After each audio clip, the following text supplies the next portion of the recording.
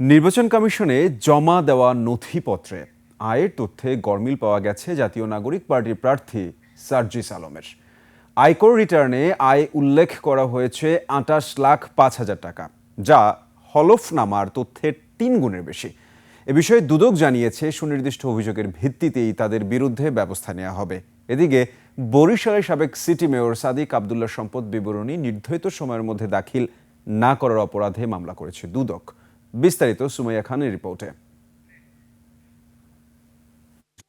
জাতীয় নির্বাচনকে সামনে রেখে প্রার্থীদের হলফনামা জমা দেওয়ার কার্যক্রম শেষ হয়েছে। পঞ্চগড় ১ আসনের প্রার্থী হিসেবে জাতীয় নাগরিক পার্টির প্রার্থী সার্জিস আলমের নথিপত্রে আয়ের তথ্যের সাথে গরমিল পাওয়া গেছে। হলফনামায় ২৭ বছর বয়সী সার্জিস নিজেকে ব্যবসায়ী হিসেবে পরিচয় দিয়েছেন।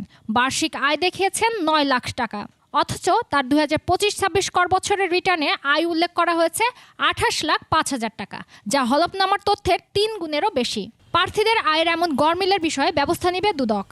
যদি এই বিষয়ে সুনির্দিষ্ট তথ্য কমিশনে এসে থাকে, আমাদের দুর্নীতি কমিশন আইন এবং বিধিমালা অনুসরণ করে এই বিষয়ে কমিশন নিশ্চয়ই সুনির্দিষ্ট অভিযোগ পেলে ব্যবস্থা নেবে। নির্ধারিত সময়ের মধ্যে সম্পদ বিবরণী দাখিল না করায় বরিশাল সিটি কর্পোরেশনের সাবেক মেয়র সাদিক আবদুল্লাহর বিরুদ্ধে মামলা করেছে দুর্নীতি দমন কমিশন দুদক। তিনি নির্ধারিত সময়ের মধ্যে সম্পদ বিবরণী দাখিল না করায় দুর্নীতি দমন কমিশন আইন ২০০৪-এর ২৬(২) ধারায় তার বিরুদ্ধে সম্পদ বিবরণী দাখিল না করার অপরাধে মামলা রুজুর সিদ্ধান্ত গৃহীত হয়েছে।